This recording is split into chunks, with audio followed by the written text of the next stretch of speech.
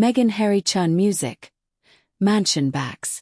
What happens behind the high hedges of Montecito when a supposed fairy tale home suddenly becomes a symbol of downfall? Just a few days ago, the Riven Rock estate seemed like a fortress of privilege, shielded, quiet, seemingly music, untouchable. But then a chain of events began that made even long-time observers sit up and take notice. Without warning, several employees of the estate received notification that their contracts would not be renewed. No transition period, no explanation, no public statement. In an area where discretion is valued, this very silence was the loudest signal. Neighbors reported almost simultaneously unusual activity around the property. Dark vehicles, unfamiliar license plates, brief stops at the service entrance. It didn't seem like routine, but rather a controlled retreat. In Montecito, where staff changes are usually planned for months, these events were interpreted as warning signs. Observers spoke of a process that looked less like restructuring and more like dismantling. At the heart of this development was the property itself. Riven Rock, once presented as a retreat and a symbol of a new chapter in life, had quietly become a burden. The exterior facade of Mediterranean elegance and lush gardens had long concealed the growing inner tensions. But behind the walls, problems were accumulating, now bursting to the surface with full force. The property, with a purchase price in the tens of millions, was not just a residence, but a constant drain on resources, devouring them month after month. Added to this was a climate of increasing uncertainty. In California, conditions for luxury properties in prime locations were becoming more stringent. Insurance companies were reassessing risks, valuations were rising, and premiums were increasing, or in many cases, being raised entirely. For a property like Riven Rock, situated in a sensitive zone, this meant a ticking clock. Industry insiders knew that as soon as insurance coverage faltered, wealthy owners came under pressure, and this pressure was now beginning to explode. Simultaneously, there were increasing indications that administrative processes had stalled. Permits for planned projects on the property were suspended. Service providers reported delays. Ongoing contracts disappeared from internal calendars. The emerging picture was clear. No investment was taking place here. Preparations were underway. Preparations for a major disruption, the extent of which had not yet been publicly disclosed. While outward restraint continued, speculation intensified behind the scenes. In a region where properties frequently change hands discreetly, one thing is an unwritten rule. When staff leave and activities are frozen, things are in flux. Not symbolically but very real. Riven Rock seemed to be transforming from a residence into an object whose future was being renegotiated. This development occurred in an already tense environment. The luster of past months had faded. Public appearances became less frequent, and the media response had noticeably shifted. Where curiosity and admiration had previously reigned, skepticism and critical questions now mingled. The Montecito estate, once a symbol of freedom and new beginnings, became a focal point for a larger story about expectations, reality, and the cost of a lifestyle that no longer spoke for itself. At the end of this first chapter, one thing above all remained: unease. Unease among observers, unease in the neighborhood, and unease surrounding a house that suddenly raised more questions than it answered. Was this merely a temporary renovation behind closed doors, or the beginning of a fundamental departure? And if Montecito was indeed teetering, what decisions would follow? The turning point in this development lay not in California, but thousands of miles away. While the first cracks appeared in Montecito, evidence of an extraordinary contact across the Atlantic was mounting. Behind closed doors, a conversation took place that didn't appear in any official calendar, yet would have far-reaching consequences. Observers described this moment as a silent crisis point where expectations collided with stark reality. At its heart was a plea for help that, under normal circumstances, would have remained confidential, but these circumstances were not normal. The financial situation surrounding the estate had become critical, and with each new bill, the pressure mounted. What followed was not an emotional exchange, but a pragmatic assessment of figures, risks, and responsibilities. In London, the decision wasn't based on sympathy, but on viability. The response was colder than many had anticipated. Instead of a bridge through difficult times, a clear boundary was drawn. Internal structures, considered stable for generations, were not opened up to private commitments. The message was unambiguous. Personal decisions have personal consequences. In an environment long characterized by mutual support, this marked a historic break. This moment music fundamentally altered the dynamics. Until then, there had been hope that financial bottlenecks could be bridged with internal support. But with the refusal, it became clear that this option no longer existed. What had previously been considered a temporary problem suddenly developed into a structural crisis.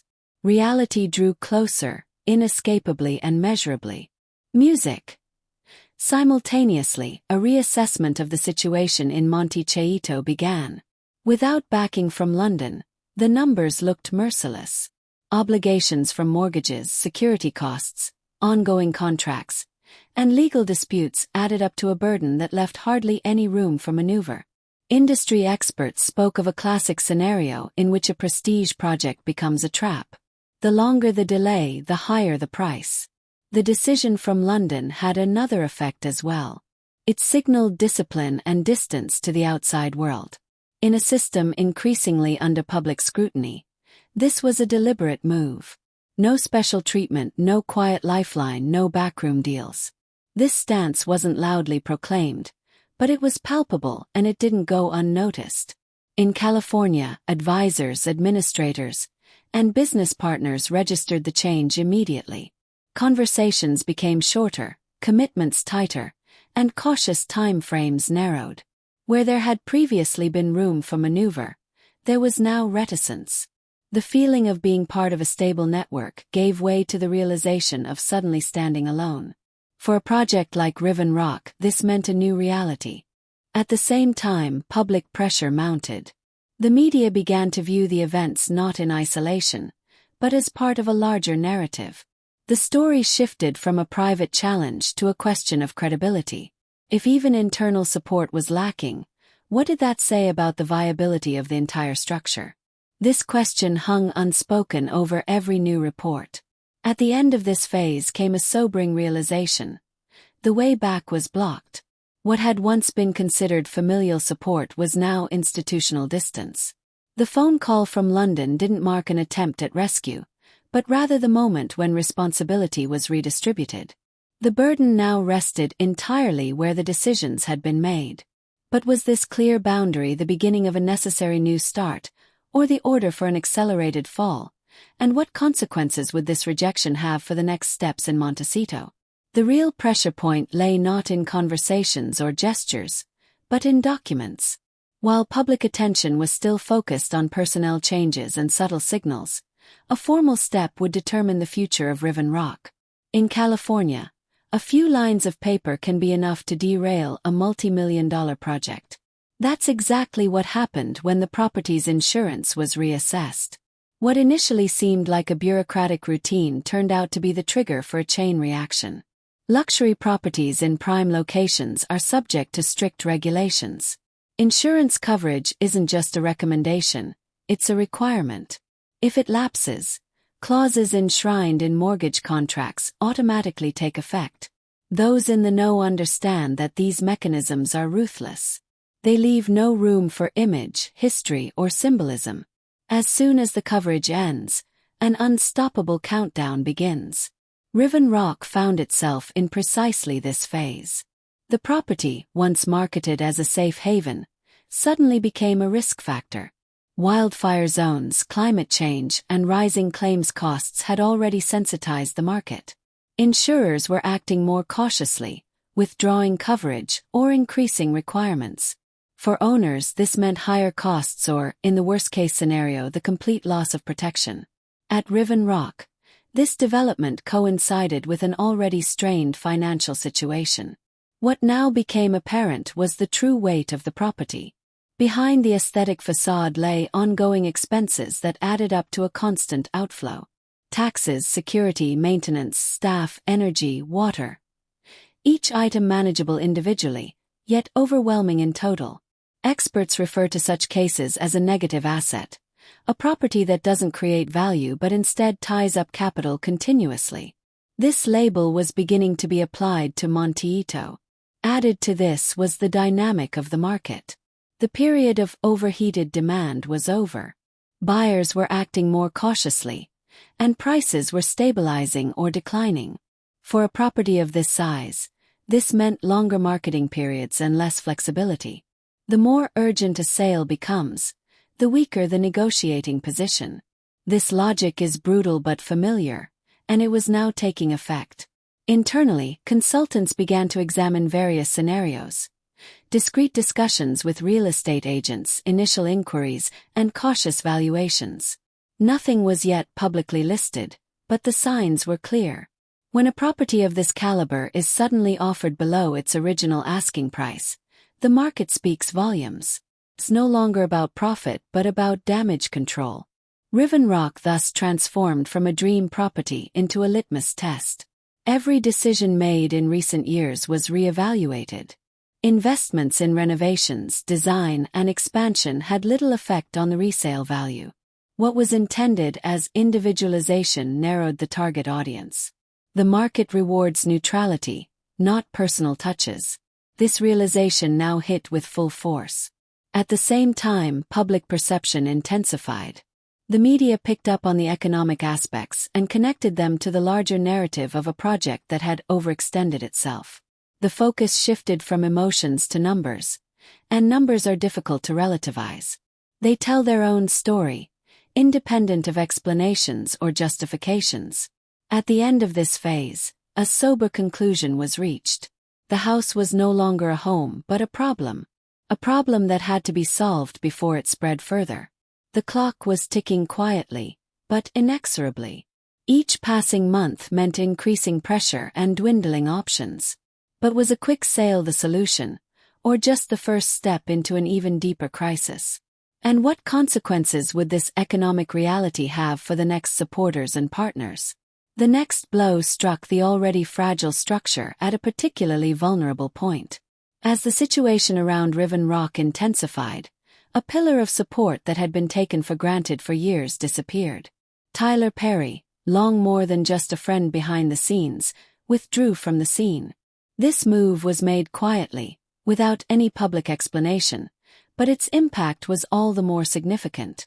In circles familiar with security and logistics, this withdrawal was seen as a clear signal.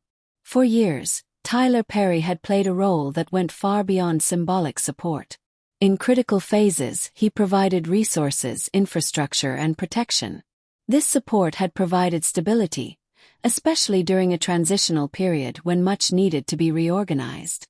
But stability comes at a price, and that price had increased over time. When the first signs of financial difficulties became public, observers began to question how long this form of security could remain sustainable. The withdrawal of the security structures marked a turning point. Instead of a highly specialized protection concept, regional solutions took center stage. To outsiders, this might have appeared to be a mere technical adjustment, but in practice it meant a massive loss of quality.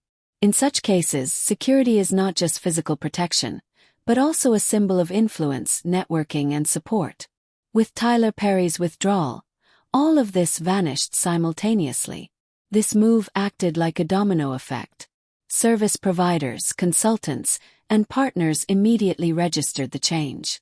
Where carelessness had been suspected, caution now prevailed. In an industry that is sensitive to risk, a single sign is often enough to reassess decisions. The withdrawal of a prominent supporter is rarely viewed in isolation. It is seen as a harbinger of further distancing. Perceptions also shifted on a personal level. The relationship, once portrayed as an expression of deep connection, suddenly appeared in a different light. Supporters wondered whether generosity and trust had perhaps been stretched too far. In an environment where financial and legal responsibilities are closely intertwined, this realization can carry significant weight. No one wants to permanently serve as a silent guarantor for a system whose stability has become questionable. At the same time, reports of internal restructuring intensified. Staff was reduced, ongoing commitments reviewed, and expenditures cut. These measures appeared not strategic, but defensive. They signaled not growth but retreat. Tyler Perry's decision fit seamlessly into this picture. It was not the cause, but rather an amplifier of a development already underway. The process went largely unnoticed by the public for a long time, but behind the scenes, its implications were understood. When a long-time ally distances itself, the balance of power shifts. Protection becomes more expensive, isolation increases, dependencies become more visible. This is precisely the dynamic that was now taking hold. Riven Rock was no longer just under economic pressure, but also symbolically exposed. At the end of this phase came a bitter realization. With Tyler Perry's departure, the last buffer had vanished. What remained was a system that now had to manage without external protection. In a phase where every decision was under scrutiny, the risk increased exponentially. But what consequences would this loss of support have for relationships in Hollywood? And how does an industry react that recognizes instability faster than any headline? With the disappearance of key pillars, the focus inevitably shifted to the entertainment industry. Hollywood, a system that links loyalty to performance, rarely reacts emotionally, but always with calculation. The moment economic stability is in question, a quiet but effective mechanism kicks in: distance. This is precisely the process that now began to unfold. Contacts became less frequent, projects slower, commitments less binding. Outwardly, everything remained polite, but behind the scenes the direction was clear. This shift was particularly evident in the handling of existing media partnerships. Large contracts, once celebrated as guarantees of long-term revenue, were being re-evaluated. In an industry that relies on reliable delivery, results count more than announcements. When promised content fails to materialize or expectations aren't met, even the most prominent name loses its appeal. This stark logic now collided head-on with a structure built heavily on advances and trust. Simultaneously, the narrative shifted. Where once there was talk of visions and new formats, suddenly questions of feasibility and substance dominated. Internal evaluations took center stage, and key performance indicators replaced buzzwords. Hollywood is ruthlessly efficient in this regard. It observes, compares, and draws conclusions without making public statements. The effect, however, is palpable. Project that stalls loses priority. A name that doesn't deliver results loses weight. This development wasn't limited to studios. Agencies and brand partners also reacted sensitively. In an environment where image and stability are inextricably linked, financial uncertainty is considered a risk. Anyone who commits to a shaky project risks their own reputation. Consequently, new engagements were approached with caution. Planned collaborations were postponed, options left open, talks ended without results, not out of rejection but out of caution.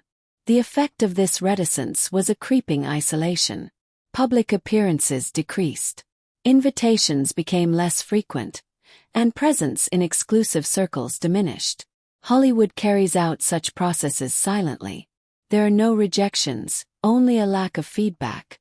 No criticism, only silence. To outsiders, this may remain invisible, but for those affected, it is a clear sign. Access to the inner circle is not denied. Simply fades away. Simultaneously, media scrutiny intensified. Reports began to emphasize economic aspects more strongly. The focus shifted away from personal stories and more towards the question of sustainability. In a market that measures success, this is a dangerous shift. As soon as numbers and results dominate, emotional narratives lose their impact. This is precisely the change that has now begun. Hollywood forgives scandals, but it avoids instability. This principle has been repeatedly confirmed in recent months. Projects with a clear structure and reliable financing moved to the forefront, while uncertain constellations were pushed to the margins. The system protects itself. Those who don't deliver are replaced. This logic is neither personal nor moral, but purely economic. By the end of this period, a clear picture had emerged. The former luster had lost its appeal, not through a single incident, but through a chain of delays, withdrawals, and unanswered questions. Hollywood hadn't openly turned its back on it, but it had distanced itself. And in this distance lay a statement that carried more weight than any headline. But what remains when the industry is silent and opportunities evaporate? And what options remain when visibility and support simultaneously diminish?